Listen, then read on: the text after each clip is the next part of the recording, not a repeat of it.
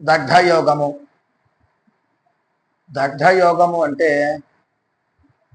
దగ్ధము అంటే అగ్ని, పాపము, చెడుపు అని అర్థం.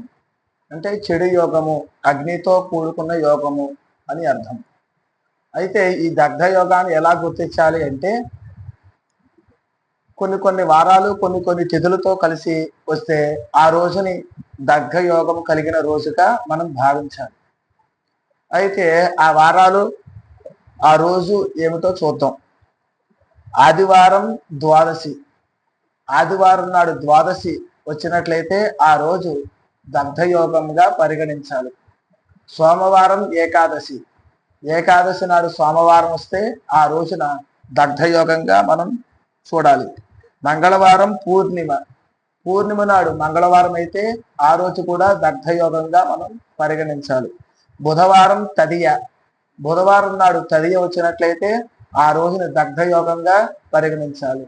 గురువారం షష్ఠి, షష్ఠి గురువారం వచ్చినట్లయితే ఆ రోజుని దగ్ధయోగంగా మనం చూడాలి.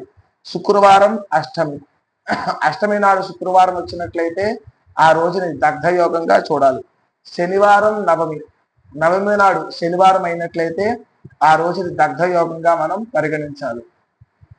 అయితే ఈ దగ్ధయోగాన్ని ముఖ్యంగా ప్రయాణాల యందు వర్జించుట మంచిది.